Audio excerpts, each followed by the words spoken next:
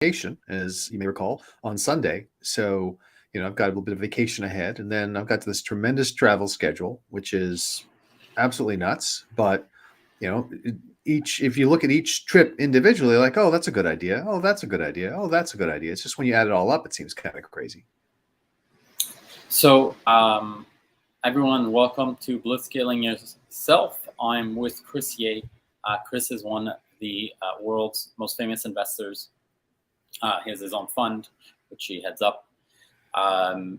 And which you invest in Crossbeam, right? Which is this really hot That is correct. Startup I was reading about. Oh, good. Well, I'm glad that you're reading good things. Yeah, they're like, I know in the ABM space, they're like everything, and ABM is everything in B2B marketing now. So, well, then I feel very good about my investment. Anyways, and I guess I have not been doing this, but I need to start, which is please, everyone who's watching, like and subscribe to Blitzscaling Yourself. We have a brand new visual identity. So hopefully that's a reason to like us. Well, Julien, you have to understand, you're supposed to say, smash that subscribe button. Smash that like. Well, apparently the like button matters a lot more than the subscribe button. Really? Yeah. I didn't know that. All right, good to know. Smash the like button. Yeah, exactly. So smash a like button and also the subscribe button. So, okay, and then Chris, we can jump into this. I sent you kind of like notes this time, and maybe I guess obviously the listeners and viewers have no idea what's in the notes, so they should just assume that they don't know anything, and you should just start the conversation. Right. So the question is, like, there are multiple stakeholders in a business. And, a way James Courier kind of puts it is, they're hidden. James Courier is one of our guests. You guys should really watch his interview. But something that he says, not on our podcast, but generally, is that a lot of businesses are hidden marketplaces. Right? But so let's take, LinkedIn as an example. There are recruiters and there are, job seekers, or just people post profiles. Tinder is a really obvious one. So it's actually a marketplace where you have women and men. And the other example I'd sent to you, Chris, was Salesforce, where really it's CFOs or people who need data and salespeople. And in a way, Salesforce is kind of solving a problem for the salespeople, but a lot less than for the CFOs. And my question to you was,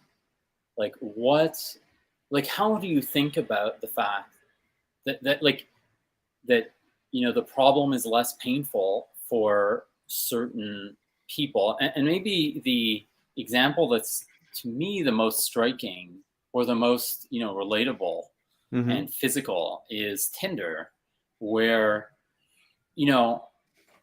fundamentally, like, as a male, which I am, I loved having Tinder, and it really appealed to me as a way of essentially sourcing leads for dates. And I suspect your wife must think this is so romantic. We actually did meet on Tinder. So yes, I know. The fact that you viewed her as a lead that you were sourcing. I actually had a whole system for sourcing leads for dates, so using Tinder. But like many things, and again, I have no personal experience with this, but my understanding is, like many things, Tinder rewards those who actually take it seriously and follow a strategy. Yeah, well, I had a whole strategy. So essentially what I figured out with Tinder was all the good-looking women, they would use it and they would hate it and they'd get off pretty quickly. But the Tinder algorithm would show you those people, right? So really what's happening is any woman who is popular on Tinder gets shown to all the men, because the men want to feel they're good-looking women on there. And That's then right. they get bombarded, and they get off after a week. Yeah. And because really the Tinder customer are the men who are paying for the paid ticket. Correct. And so what happens is all the people that you would actually swipe right to are not on the platform. So they do come on for like a week or two, and they're like, everyone's doing this, should I do it? And then they immediately get off because it's too off-putting for them. So what I figured out that you could do with Tinder specifically is I just find those people. Mm-hmm. Anytime I saw a good-looking woman, I would find them on another social media network and reach out to them there. Then there are other ones that you could do it differently. And I had a whole strategy where I'd take I'd have like 5 coffee dates on Saturdays, like back to back. Mm-hmm. So you can actually meet the people super quickly. I was very systematic about it. Is a coffee date shorter, like 15 minutes, 30 minutes? Yeah. Like, so I do like 30-minute dates, all in one day. So that you could actually meet the people face to face. Got it. So I really ran it like a sales process, which probably doesn't surprise you. Well, that makes a lot of sense. Anyways, but to our point, yes. For me, when I was, in my early 20s, right? Who's the Tinder? Was the Tinder, customer, or one side of their marketplace. It was a, painful problem. Like I actually was, right. Actively working to use this, while, let's say for Kelly, it was different, I assume. And so you managed to. So just to be clear, she popped up on Tinder. You found her. You contacted her through other means. And again, like most women who went onto Tinder, she discovered after about a week that it was terrible and left. Correct. Exactly. Very smart. Yeah. So let's talk about these hidden marketplaces, because James is right in the sense that there are a lot of hidden marketplaces, which is to say there are marketplaces with more than one side, because by definition, there's no such thing as a one-sided marketplace. It has to be two-sided, could be 3 or 4-sided, but no matter what, there are multiple sides. And the question becomes, why is one side more important than the other? Well, the answer is pretty straightforward from the perspective of economics. It's supply and demand. And what's going to end up happening is the side where there is the greatest shortage is the one that's going to end up having the power. In the case of Tinder, we're talking about a shortage of women, but I'm sure there's other platforms where it could be a shortage of men or a shortage of anything else. It's nothing that's particularly gendered. It's just tied in with the nature of the marketplace itself. And so as you are looking at these things, you have to ask yourself, okay, where does the shortage occur? Where is the supply and demand curve such that we really need to focus on manipulating that curve as opposed to another one? So you mentioned a couple of them. Tinder is an obvious one, but you also mentioned LinkedIn. So with LinkedIn, the key to LinkedIn is not job seekers. The key to LinkedIn is passive job seekers, because recruiters don't want to hire people who want to be hired. They want to hire people who match what they actually do. And so the key thing that LinkedIn had to do was to cater to the passive job seeker as opposed to the active job seeker. LinkedIn could have built a bunch of tools to help you find the company that's right for you, but they haven't. It's not that important. What's important is building a bunch of tools to help the recruiters find the people who are exactly right for the jobs they have in mind. But at the same time, you have to appeal to the passive job seeker. And the appeal to the passive job seeker initially was pretty straightforward, which is put your information on LinkedIn, and it is a convenient place so that people can always find you. It's not like putting your resume on monster.com or something like that, which indicates you're looking for a job. This is something that's acceptable to your manager and employer and everyone else. And so people would put their information on LinkedIn. There were a few weirdos like me who weren't doing it for that purpose, but doing it so they could better stay in touch with their network. But weirdos like me were useful, but not the most essential part. The most essential part was the person who was like, well, I better put my information on LinkedIn so that in case I ever do need to look for a job, I'll be able to do so in a relatively easy way. And that's also why, by the way, if you're a LinkedIn user, you should continue to keep your LinkedIn profile up to date instead of waiting till the point at which you're going to change jobs to update your LinkedIn profile, because it'll be plainly obvious to your manager and everyone else what the hell you're doing. So with LinkedIn, again, what was in fact the rare thing? It was not the job seeker. It was the perfect fit for a particular job. And the idea was to appeal to the recruiters. And conveniently enough, the recruiters didn't just bring the value to the chain in terms of the jobs, they also brought the money. And that's where LinkedIn makes most of its money, off of the recruiter product, which is sold as enterprise software to the recruiters. But to make it all work, LinkedIn has to focus on the passive job seeker experience. And that's why LinkedIn has added in content and other things like that to give you even more reasons to be on LinkedIn, whether or not you're looking for a job. Now, Tinder, we've sort of talked about, but let's dive in a little deeper on Tinder. With Tinder, what you have clearly articulated is the fact that the shortage is attractive women who are interested in finding dates. That's what the men are all looking for. And so one could argue that Tinder has actually done a poor job of serving their needs. In fact, an entire other app exists simply because of Tinder's drawbacks, and that app is Bumble. And Bumble is a dating app with only one single thing that is different about it, which is that only women can send messages. And so it serves the need of women more. And as a result, if women like going on Bumble, then the men are going to go there no matter what.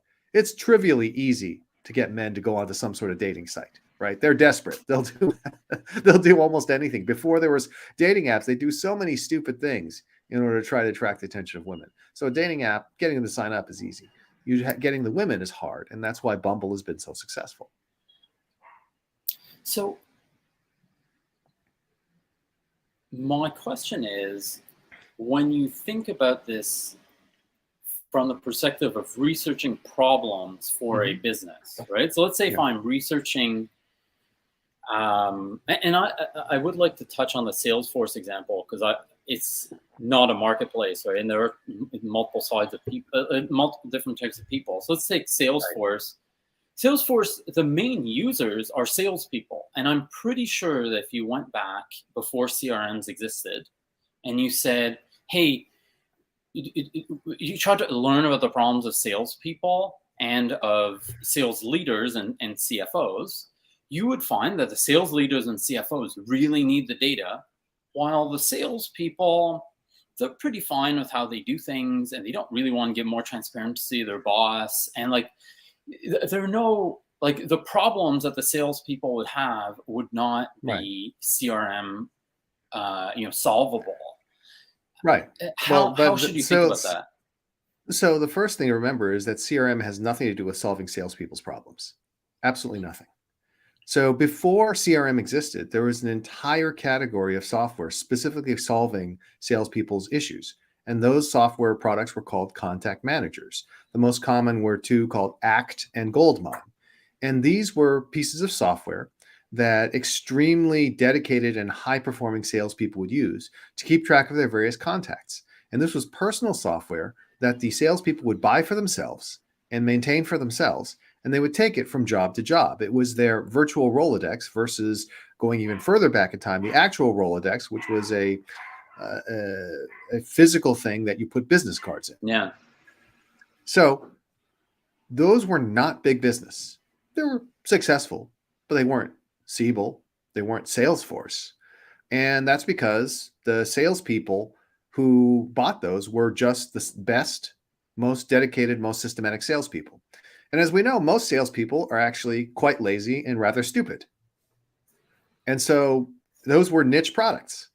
And they were niche enough, they were large enough niches to support their companies, but not enough to support anything real. And so CRM in no way, shape, or form is designed to help salespeople. CRM is designed to help sales managers. And sales managers are willing to pay for it. And sales managers, because they control compensation, can force salespeople to use it.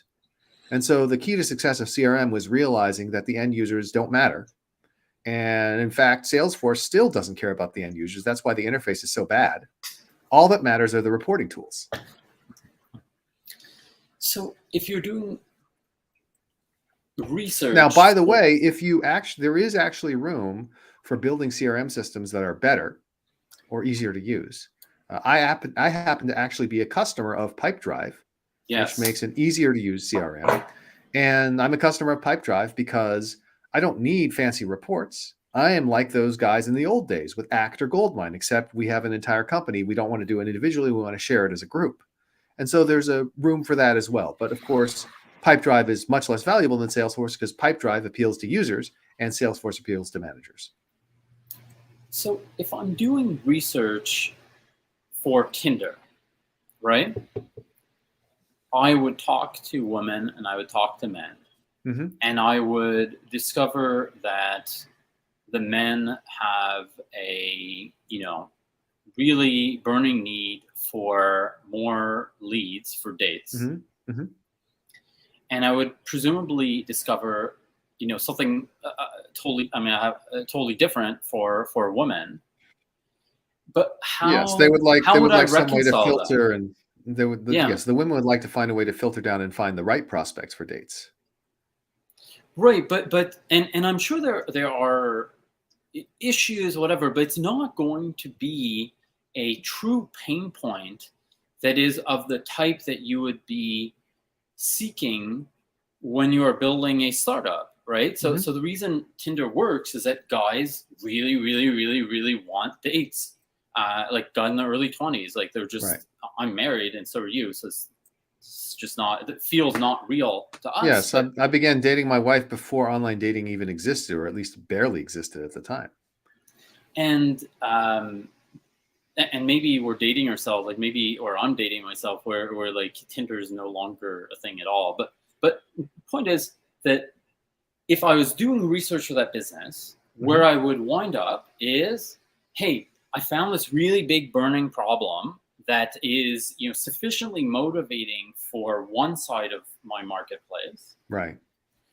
And there's another side that matters. In fact, it matters more in a way, but they don't feel like they have challenges and I can solve them through my product, but they're not that motivated. And this isn't like this huge thing for them. They're okay with the current situation.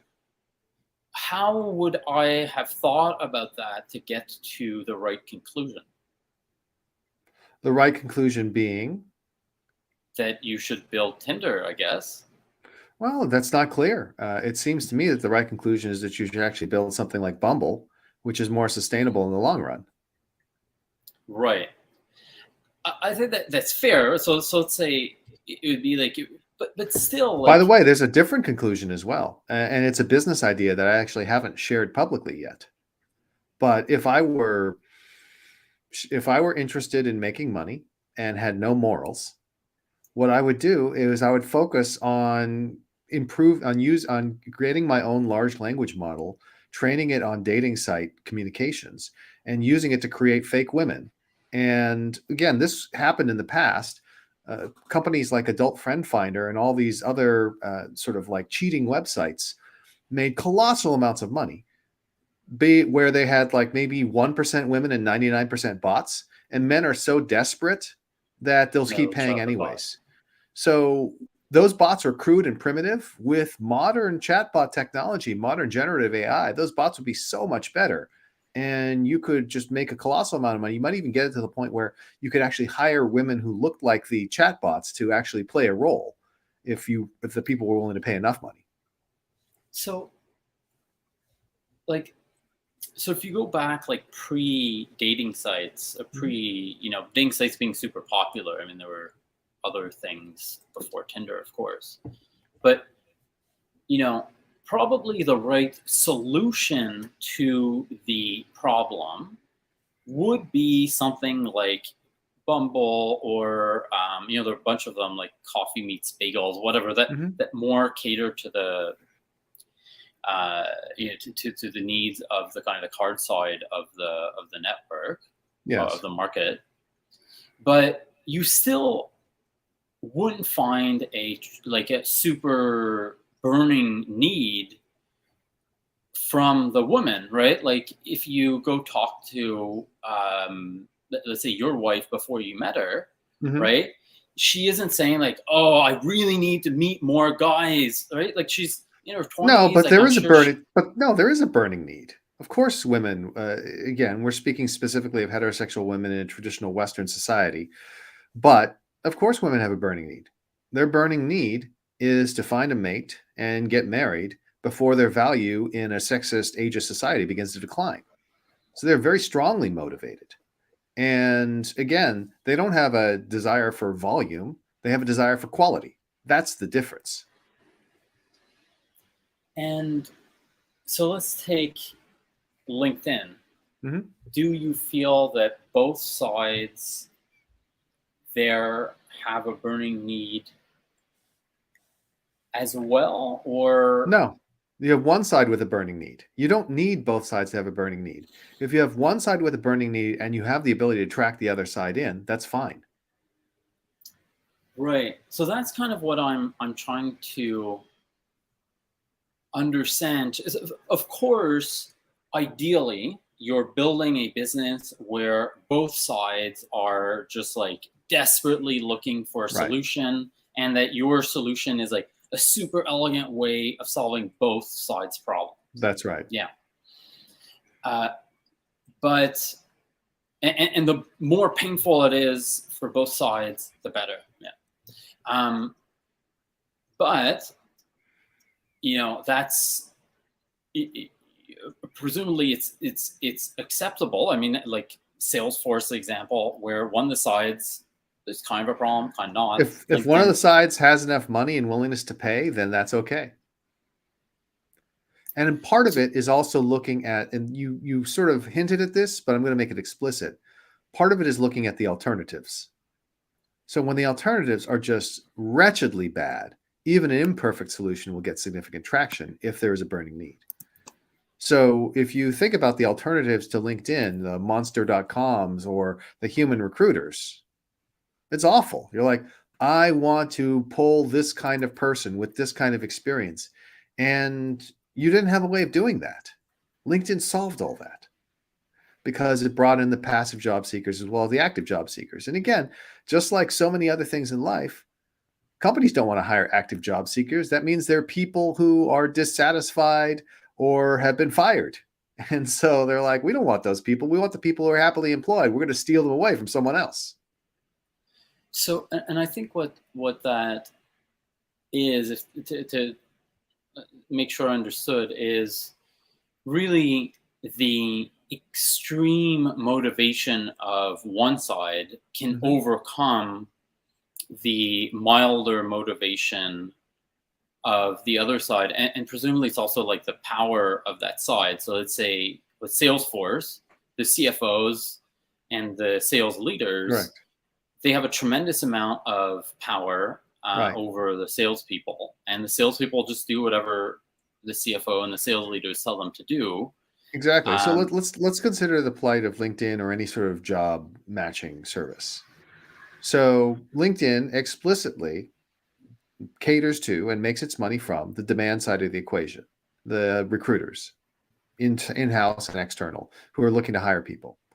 Now, I can assure you the desperation of the people who have lost their jobs and are running out of money is far greater than the desperation of the recruiters who are just looking to, meet their quota and earn a bonus.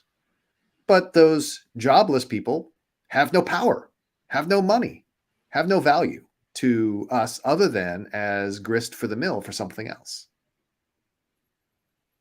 So really what it is you're looking for people who have power and money and who have a really, really big problem.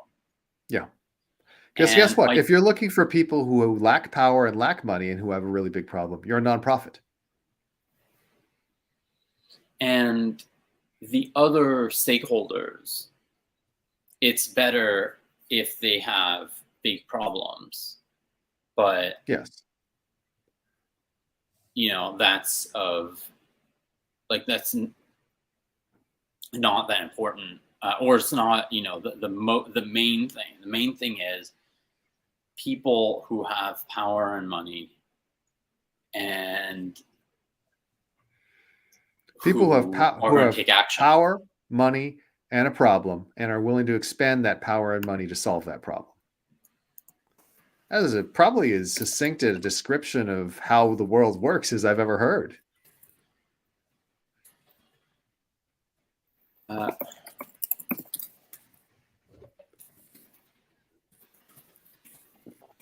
So, okay.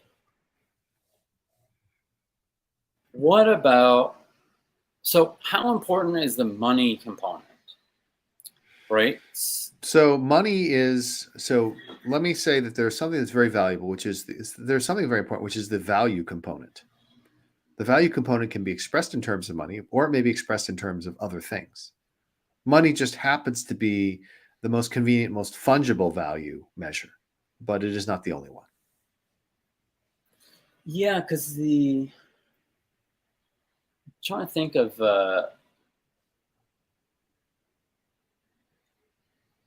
so let's take Facebook, right? Mm-hmm. Mm-hmm. Facebook would be an example of, like, I was a early user of Facebook, presumably Right. you too, but I was actually one of their, like, I was one of their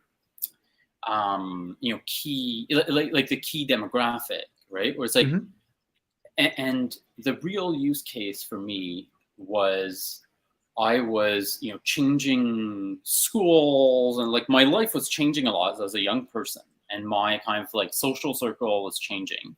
So I was like in high school, middle school, universities, and the key thing was, like, you leave your hometown and you go to a university, and your whole life changes. And I really wanted to stay in touch with people Mm-hmm. that I had no other way of staying in touch with, really, other than like text message, which existed. Right. And I was extremely motivated and excited. I was like, oh my God, all of my friends from high school are on this. Wow, I really want to stay in touch with them, right? Right. And so I had a really big problem, and I was ready to change my behavior to solve that problem, take action. Mm-hmm. And I mattered in a way that was like a demographic that mattered to advertisers. But I didn't have, I wasn't spending money on it. I mean, it's a free product. That's right. So the way to think about it's that, more value. Yeah, it's value. There was value. And by the way, Facebook has a more diffuse value than LinkedIn in terms of monetization, because it's advertising driven, as opposed to, being able to have recurring revenue from people who are going to have to pay for their subscription every year, no matter what. So with Facebook, I would argue that even most Facebook users didn't necessarily like the initial, to get the network off the ground. You need people who have a strong motivation, like yourself, who really want to do it.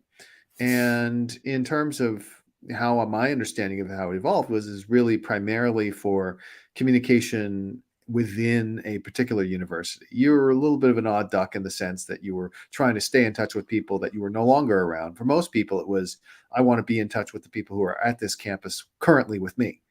And they would carefully wait until there was a critical mass of interest in Facebook before releasing at a particular campus, so it could grow almost instantly to an unassailable size in terms of the local network effect.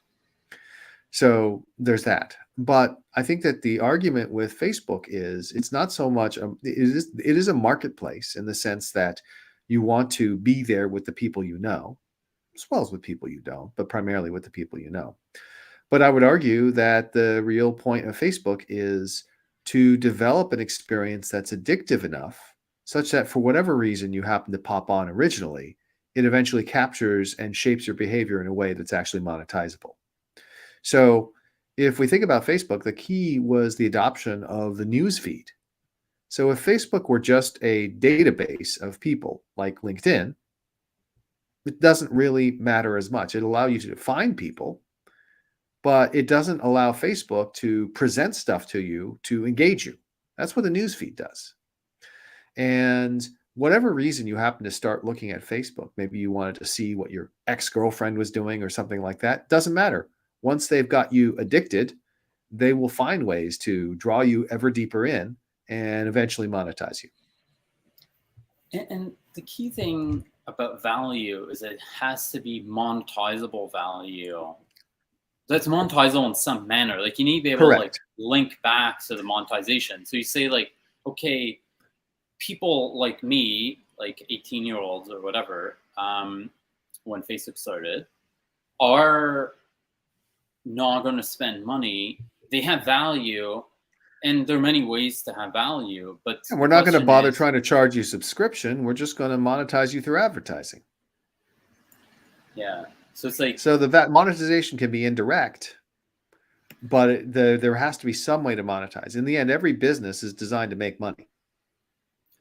so it's, you're mostly, when you're doing you research for a business, looking for people who have power, they have value which can be monetized. Direct is better, more direct is better, but Yeah.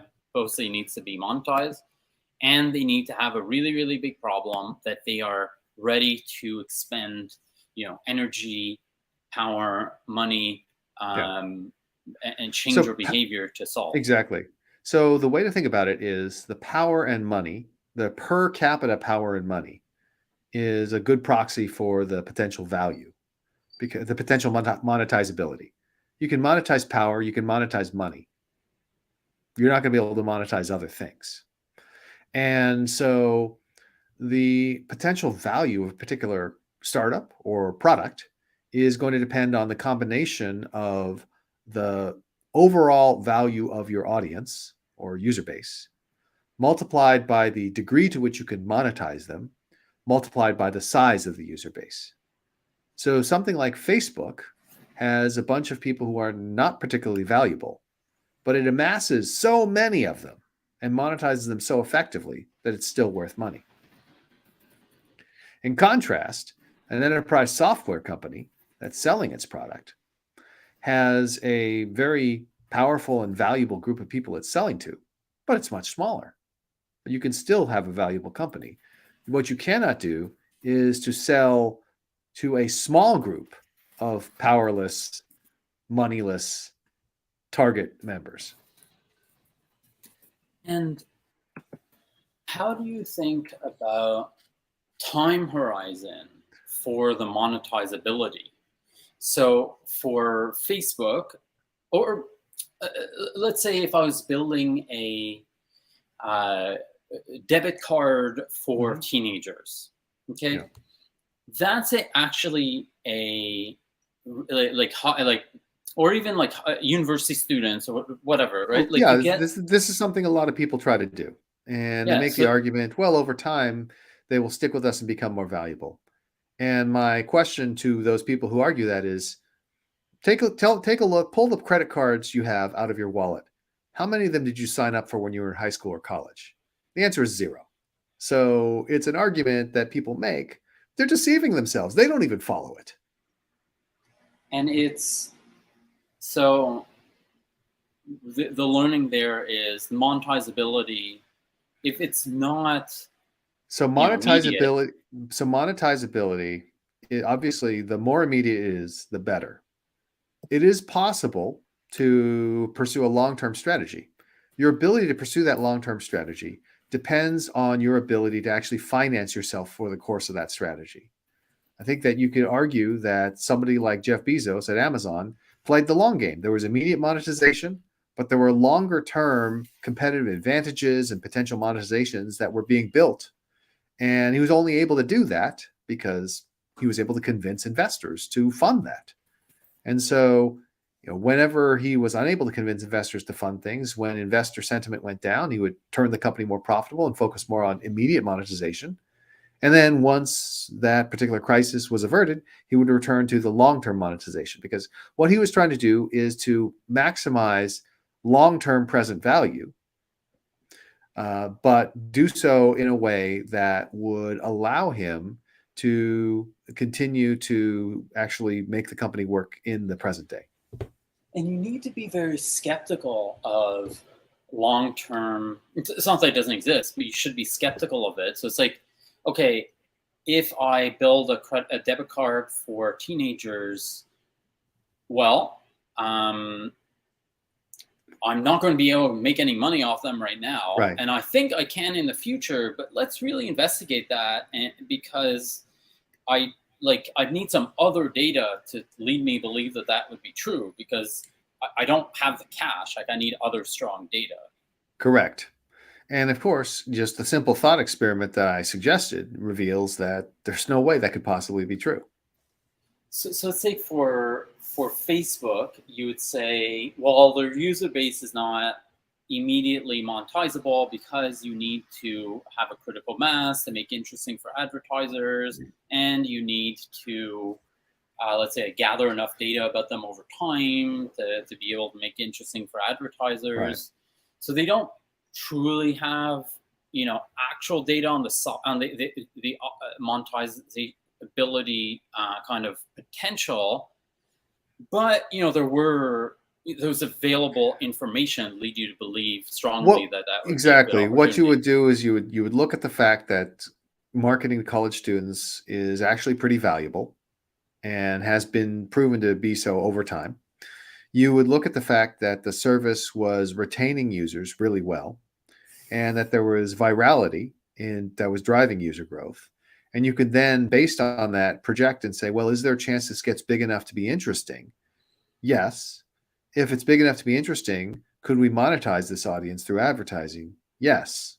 Okay, there's no guarantees here, but there's at least a path by which this would work.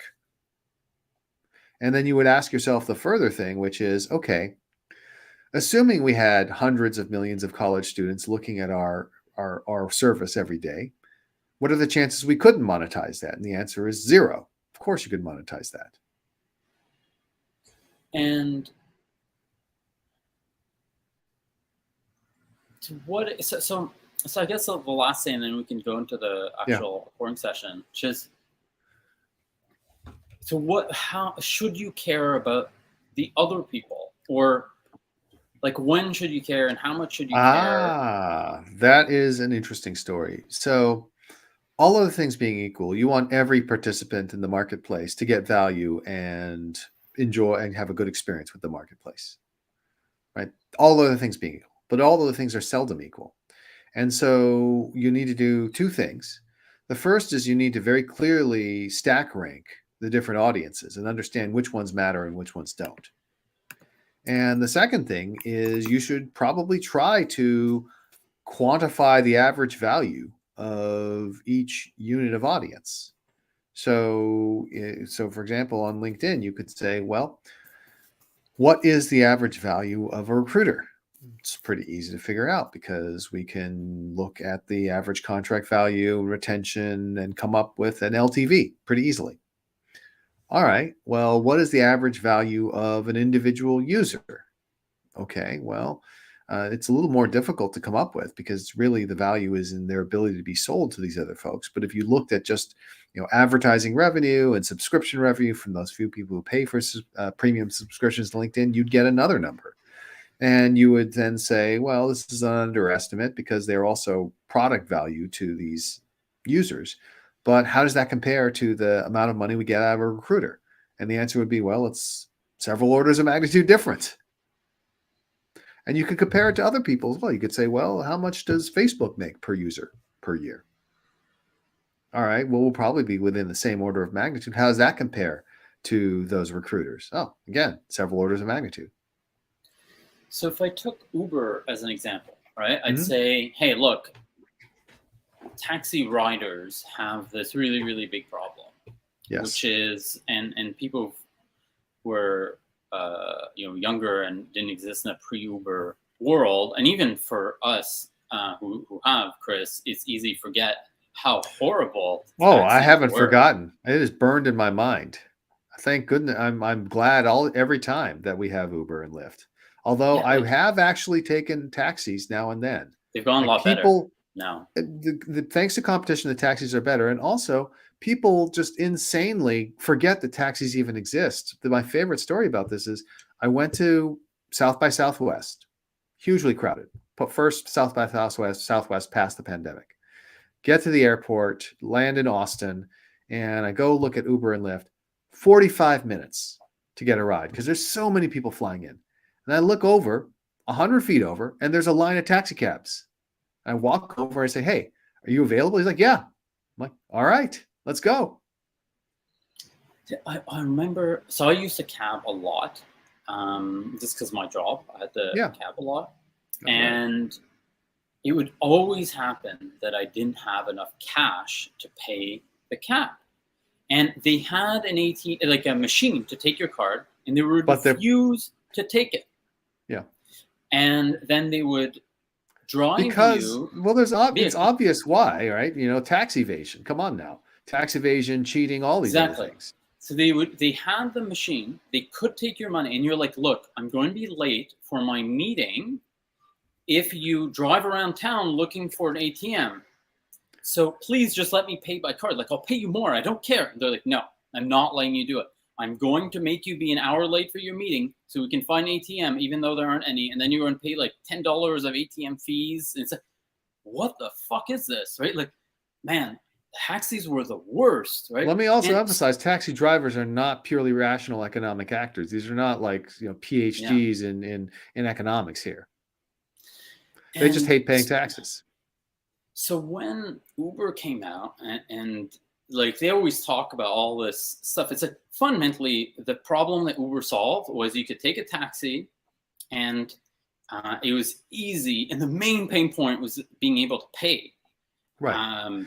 Well, there's the ability to pay is certainly a major pain point. The other is for the experience to actually matter. Taxi cabs were wretched, decrepit, dirty, nasty. Why? Because it didn't matter. Yeah. Whereas Ubers are clean and carefully maintained. And why is that? Because it does. So for me, as an early user of Uber, it solved a massive problem for me. I could order a taxi. I knew it would arrive. I'd pay. The taxi driver and get lost because he had a map, you know, whatever. There was exactly so many better things. Okay. For the taxi drivers, it did like, so it was black cab drivers early. Like definitely they wanted more customers. There wasn't this kind of like burning problem. You wouldn't have built the business if it wasn't for people like me. But what you would really do is say, like, is there a problem, and will people make money? And like, yeah, it's good when there's a problem, but really you want to find people like me who have power. So I was able to decide who I was going to spend my money on, and who have, you know, value that you can monetize. And then you want to see how much is that. So say like, how much do I spend on taxis? $10,000 a year. Okay, well, if you can get a bunch of people like me to spend $10,000 a year on taxis, and you can take 10% of that, that's pretty good. And remember, the other thing is, when the alternative is as bad as taxis were, it's easier to succeed. Yeah. So it's always easier to compete against the loser. And what I'm hearing from you is that having one group who is very powerful and very valuable and very motivated is enough. Yeah, that's the most important. And by the way, the most important thing, so this is another great reflection of one of Reid's principles, which is you have to have a primary reason, and that primary reason has to be enough on its own. So if you build a marketplace with a couple of people who have some level of power, money and power, and who have an annoyance that they would rather see fixed, it doesn't work. You need someone to drive it.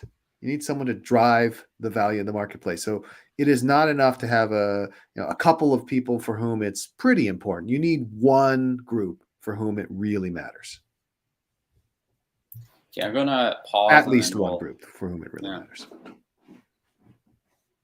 So welcome to Blitzscaling Yourself. I'm Julien Newman, serial entrepreneur, and working on my next business with the help of Chris Ye. Chris is one of the world's most famous investors.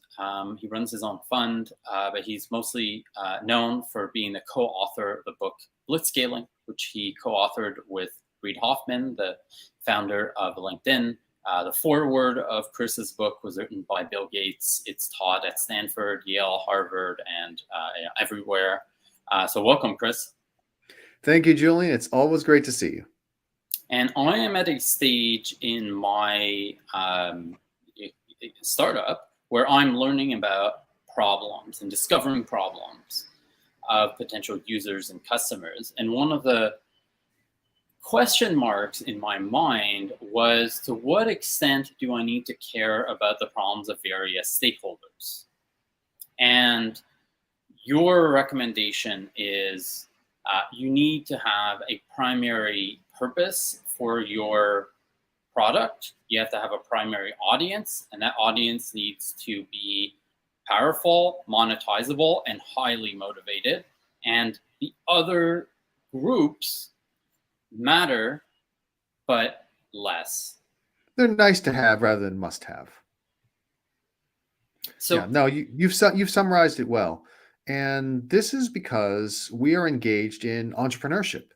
We are trying to bring something new into the world. And the fact is, human beings are lazy and don't like to change. And so you have to strongly motivate them to try anything new. And you cannot get there with a bunch of, yeah, that would be kind of nices. You have to have a, oh my God, I need this problem fixed now. Or, oh my God, I want that so badly. And so that's why when we're dealing with one of these hidden marketplaces, as James Currier from NFX would say, you have to find a hidden marketplace where at least one side of the marketplace is, as you put it, rich, powerful, monetizable, and highly motivated. They're the primary driver of the marketplace. They're the reason why everyone else comes there. And of course, the other components of the marketplace, the other parties, it's nice if they have a good experience. It's nice if they're motivated. But at the end of the day, what really matters is that primary driver. So we'll start with an example that's an actual marketplace, and then we'll talk about a SaaS business, which is kind of a little bit less obvious that there are multiple sides.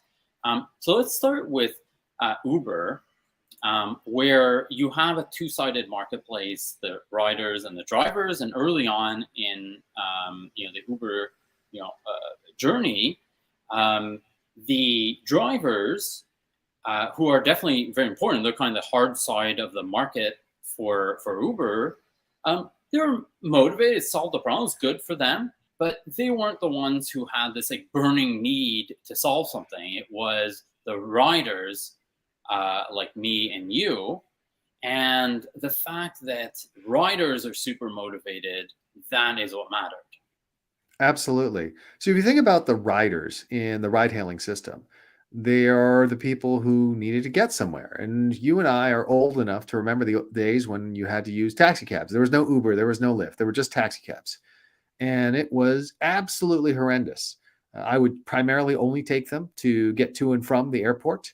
It was almost impossible to get them to go to the airport, because if you wanted a taxi cab, you would call a dispatching service. And meanwhile, what would happen on the back end is there would be a dispatcher and be talking on the radio saying, anyone around? And they would give you no feedback, and you would have no idea if anyone would ever arrive. And you would just call again. They would say, okay, well, let's send it out again. And eventually, if you're lucky, somebody arrived, and the taxi cab was old and dirty and nasty, and the driver might or might not know how the hell to get to the airport. And when you got to the airport, you would have to tip them, and it would probably cost too much. You weren't sure if you were being ripped off or not, and you had to make sure you got cash in advance. All of this was horrendous. And yet, despite this being one of the most unpleasant experiences in people's lives, we had a $100 billion a year global taxi market, which just goes to show you that the need was there. And so when ride hailing came about, the idea was, well, let's tap into that $100 billion market of people who are pretty motivated. Because guess what? What are the alternatives that we had to taxi cabs that were even worse? Well, we could go drive our car to the airport, park, and pay a lot of money, or park it off airport parking and take a shuttle, or get a friend to drop us off, but then we'd have to get them to pick us up. All these alternatives are so wretchedly bad. Let's not even get into taking a bus from the airport back to wherever you were, that people still took cabs, even though cabs were horrendous. And so that clearly identified itself as a wonderful opportunity. Here's a hugely valuable market where the product is atrociously bad and every user hates it, and yet they spend the money anyways. And so in building out Uber and Lyft and other ride-hailing services, what you needed was to be able to serve the needs of that traveler. Now, in order to serve the needs of that traveler, they had to start with the drivers because you need a large enough pool of drivers to confer sufficient liquidity. If a person got Uber and summoned a ride and they didn't get a ride for half an hour, they'd say, F this. This is even worse than a taxi cab. So what Uber did was to use the power of money and get drivers to just be paid to sit around and do nothing, and so that they could actually go and pick people up. And they subsidized the rides, so the drivers were being paid far more than the riders were paying, so that the riders would develop the habit of using the Uber. And that's because, again, it's hard to get people to try anything new. The first time you're like, wait a minute, I'm going to get into a stranger's car. Maybe he's a killer. Maybe he's going to drop me off in the middle of nowhere and kill me and bury me in the desert. Oh, it's that much cheaper? Okay, I'll try. And so by using the power of money, Uber was able to overcome the lack of motivation on the part of the drivers and the lack of motivation on the part of the riders. And ultimately, once people start having an experience with this and realize, hey, this is much better and it works, and I wasn't killed and dropped off in the desert, all of a sudden it becomes one of the world's big businesses. So that's a great example of you identify an audience that has money, travelers, primarily business travelers, but also non-business travelers that are highly motivated. They're currently being served by a terrible competitor. And then what you do is you make sure that you get the other parts of the marketplace on board. But the driver experience, I mean, I've never met drivers who are like, oh my God, I love Uber. It's like, those bastards at Uber are screwing me over again. But it doesn't matter. They don't have an alternative. And they're not the ones who matter. The people who are providing the money, the riders, are the ones that matter. And if I was doing research, circa 2011, I don't know when Uber started. I don't know if I remember, but 2008, 2009, I think. So if I was doing research for, Uber, what I would discover is this really, really burning problem, like an actual pain point for the riders. And that would really pique my interest. And then I would investigate, I'd use that to come up with like possible solutions. And then I'd investigate the problems and the motivations of these other stakeholders. And definitely it's good that, the driver is being paid money and blah, blah. But fundamentally, what matters to me is, are there a lot of taxi or potential Uber riders? Do they really, really, really care? And how much are these people worth? So let's say in my case, I spent north of $10,000 a year on taxis at the time. And if you have a bunch of people like me, and you add them up, like that, you can do a kind of a calculation of like how many people are there, how monetizable are they, and are they actually going to do it? And that would be the thing that matters. The riders secondarily. The drivers secondarily. Just to issue that minor correction, but yes, exactly. Because with the drivers, you can solve that problem with enough money. And the way to think about this is think about it as an ecosystem. If we think about the ecosystems on the planet Earth, almost all of them are ultimately driven by solar energy. That is the source of energy that powers life on Earth. There's some very few that rely on, extremophiles and ocean vents and things like that. But 99.999999999% is solar power. And so it's all just about how does that solar power get taken in, stored, allocated in order to power this particular ecosystem. In the case of the ride-hailing ecosystem, it is the money coming from the riders. That is the sunlight. And then the question is, how does that get apportioned out among the various players, including the drivers and the company itself and any enablers along the way? And does that equation work? But without that original sunlight, none of it matters. The other example that's useful here is Salesforce or CRM companies, where you can think of them as having being a two-sided marketplace between salespeople and chief financial officers or chief revenue officers or sales leaders, where the leadership they need the reports. They need to know what's going on. They need to know if they're go out of business in 6 months or not. The salespeople, who actually are the most important part of the operation in terms of using these CRMs, they don't truly have a need. But because you have these really powerful people in the organization, the CFO, who has all the money and who will spend infinite amounts so as to know whether he's going to go out of business or not, his money, power, and you just add up all the CFOs, they can force the salespeople to do whatever. Yes. So this is a fascinating case study because what it reveals is who you choose to serve makes a huge difference in terms of value. So prior to CRM, there actually were a set of companies that catered to the needs of the salespeople. And this was contact management software, the two leading pieces of software there being Act and Goldmine. And this was software that an individual salesperson would buy and use to keep track of their various contacts, basically a very sophisticated version of Microsoft Outlook contacts or your phone address book or something like that. And they would keep down information on the ages of the children and the name of the dog and all that kind of stuff. And this was the more organized electronic version of the old-fashioned Rolodex, which is a physical piece of equipment that you would put business cards into so you could keep track of all the people that you knew. And these were all sold to the individual salespeople because that's who was using it. Individual salespeople would use it to stay in touch with the people they knew, and they would use it as they went from company to company, each time bringing along their list of potential customers or leads or loyal followers or what have you.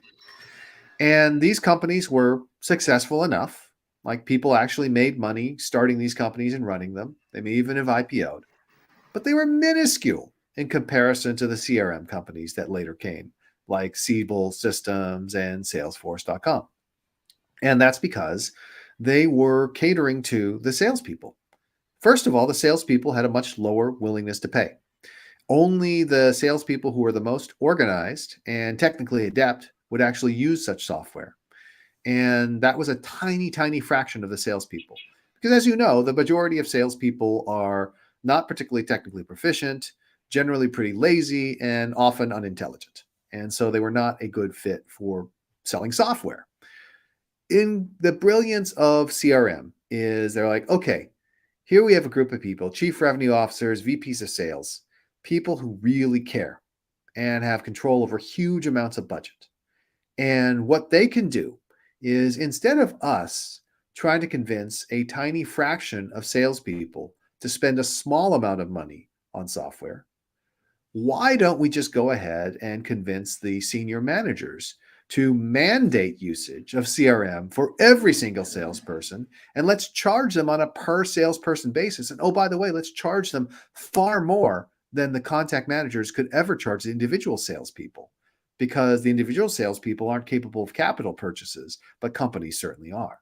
And so that's why CRM is so much bigger than contact management. It's because it's a different set of customers who are buying a different thing. Salespeople were buying effectiveness. CROs and VPs of sales are buying transparency, visibility, control. So one of the elements here that is, requires kind of further digging into is the concept of monetizability. Mm-hmm. And there's timing of the monetizability, and there's a directness of the monetizability. Yes. So obviously you would rather be able to immediately directly make a lot of money from each of your users. But that's not always the case. And so we can take Facebook as an example, where they don't directly make money from the people who have the problem, right? Like the Facebook users are not paying. Also, it took their early users, they couldn't make money off of them until they got to a critical mass. Right. So how should people think about, or how should I think about timing and directness of the monetizability? Well, I'm going to add even a third axis, because I think there's a question of the sustainability of the monetization over time that should also be considered. So if you look at these axes, obviously what you want is you want a monetization scheme where you can monetize as directly as possible, i.e., just have them give you money, or even better yet, just take it out of their pocket without them even having to lift a finger. You want it to be as soon as possible, preferably yesterday, but we'll settle for today, where you're getting the money upfront and as quickly as possible. And then you want sustainable over time, so you can keep taking that money out over and over and over and over again. And all three of those together are really, really desirable. But it's rare that you're going to be able to get them all. If you were to think about it, what are cases in which you can actually come close to getting them all? Well, the best example would be something like wealth management, where you charge people a percentage of their assets. So it's automatically being just pulled out of their account. You have direct access. It's happening immediately. You pull money every quarter, and it's sustainable over time, because as long as they stick with you, you can just keep taking their money. So that's why a wealth management customer is so valuable, and which is why wealth management companies will spend colossal amounts of money to acquire their customers. I happen to speak with the JP Morgan Chase folks. They're private banking folks. They do a ton of sponsorship of various events. They'll pay for just about anything. They're spending money like water. But why? Their clients have a minimum of $10 million in investable assets, and they're collecting at least 1% of that a year. Well, that's $100,000 a year. You can acquire, and that's at the minimum. You can spend a lot of money on customer acquisition if your customers are worth $100,000 a year and up. So that's why you would love to be in that line of business. But of course, other people realize that. And so that's why it's a dogfight between JP Morgan Chase and Goldman Sachs and UBS and everything else like that. But ideally, you find a new market where other people don't realize that's the case. And then you sweep in and get that market for yourself. However, as you point out, the world is not perfect. And so you will often be faced with things where you can't monetize as directly as you like. You can't monetize as quickly as you like. You can't monetize in a sustainable way as you would like. And the thing is, you just got to do the best you can and manage those downsides accordingly. So monetizing directly, Facebook can't monetize directly. Facebook started off with college students. College students don't pay for anything unless it's alcohol. And Facebook couldn't just start selling alcohol over the internet. So they had to monetize through advertising. It's not as direct, but it works. The average revenue per user for Facebook is, single-digit dollars per year. It's not a lot. Whereas the average revenue we just heard for JP Morgan Chase private banking was over $100,000 a year. But guess what? When Facebook has a billion users and JP Morgan Chase does not have a billion, multimillionaires paying them, it's actually a bigger business. So you overcome the indirectness, you overcome the relatively small volume by monetizing across a huge number of people, right? Volume and quantity has a quality all its own. But the other thing, well, go ahead. No, I was just going to highlight the equation here, which is, powerful people with a really big problem who are monetized, times multiplied by monetizability, multiplied by scale. So how many of them there are? Yes. And so that's why when people say, well, this is a big market, I'm like, well, there's a large number of potential buyers, but we still have to look at their power, monetizability, and all those other factors involved. So the other thing I was going to say is the time frame involved. So there are two different potential negative time frames. One is where it's going to take a while for the monetization to happen. This is something that happened with Uber because, as I described to you, they had to subsidize and they weren't making as much money upfront. They're still struggling with this to a certain extent. But then there's also companies like Amazon, where Jeff Bezos was able to modulate over time. So as investors required him to be more profitable, he would make the company more profitable. He would monetize more directly. He would ease up on growth in order to improve monetization. But then once investors were like, oh, we're okay with that, he could then get more aggressive again. So this is something you can actually dial up and dial down, but it really depends on your ability to finance that deficit period. And the more you're able to finance that deficit period, the more you're able to actually move quickly. That's one of the principles of blitzscaling. The final element is the sustainability. We were talking earlier about what happens if you build a debit card for teenagers. How sustainable is it? And the problem is there's a theory behind it. Oh, yes, of course. We'll get them now and they'll stay loyal to us over time. And my response to that is open up your wallet, show me your credit cards, and show me the ones you signed up for in college. And the answer is, well, none of them. All right, well, then this argument is absurd. There's no loyalty here. And so the sustainability is really important. You actually need to say, all right, it's great that I get this revenue stream now, but is it one time? Is it for a couple of years?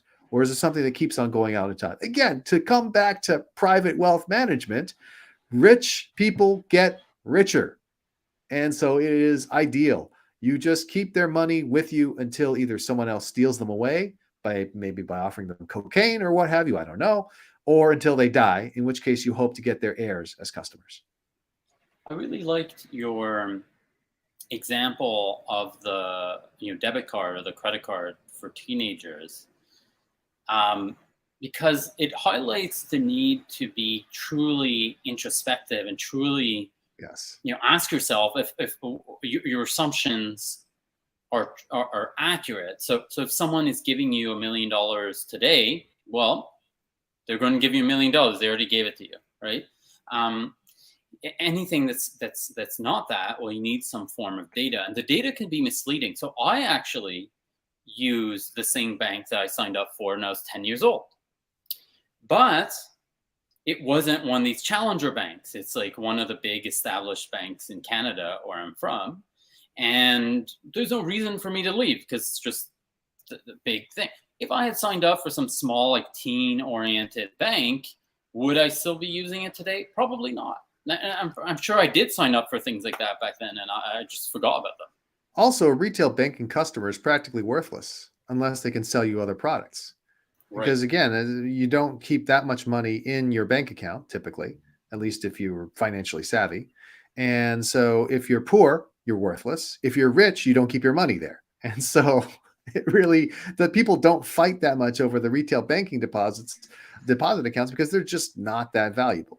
You need to have them, but they're not that valuable. However, if that same bank that you signed up for when you're 10 years old also provides your credit cards, also provides your mortgage, also provides your insurance, then they probably are making a lot of money off you. But my question would be, are they doing that? In my case, yes. But Canada, the Canadian banking system is very, there are just not that many banks. Well, so that is interesting. I would just say that it sounds like being a Canadian bank is a good business. It's they're eating all the American banks now. So, well, I'm all for increasing Canadianization of America because Canada is, again, it's not perfect, but I really do like Canada quite a bit.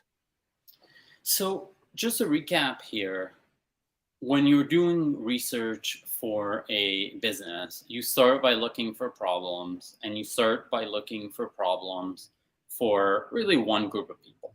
And you need to be looking for people who have a huge problem, who have power and money, and that's power and money, like power and value that's you can monetize realistically, and there needs to be a lot of them. Yes, or there needs to be, or the product of the value per and the number has to be big. And you can get there via, I'm serving billionaires and I have a lot of them. You can serve, let's call it 1,000 billionaires and be enormously successful. You can serve 1 billion thousandaires and be successful, but you can't be successful by serving 1,000 people with $1,000. And of course, you need other people, stakeholders who have some form of problem that you can solve. But what matters above all else is, a single group who are really driving it. So the one primary driver. Without the one primary driver, the whole equation doesn't work. Thank you so much for this, Chris. It was very helpful to me, and like all this stuff, it's amazing how little content there is, at least I'm aware of, which actually discusses the things that matter in a systematic way. Like, it's just pontification. So anyways, I learned so much. Thank you to our audience who tuned in for the live stream. Thank you to everyone who's just about to hit like and subscribe, mostly like. And thank you to our producing team, Brendan, Jeremy, and Shlok. Thanks so much, guys. And by the time you see me again, Julien, I will be back from my Hawaiian vacation, hopefully looking tan and relaxed, and looking forward to our next conversation. Thank you, Chris. All right, we're done. Voila. No, you're absolutely right. I mean, I find it's remarkable how untough-minded people are in terms of thinking about the world. I think they have primarily motivated reasoning. They believe what they want to believe. And so as a result, they don't examine. Once they get the answer they want, they don't examine it. Yeah, there's so many things I thought were true about starting a business, and which are just the opposite of truth. Right. And in fact, these are things that people write about and say all the time, despite the fact they're completely untrue. Yeah, and I think how it works is you have somebody, I don't know, I think it's just somebody says something and then it gets misinterpreted. Yeah.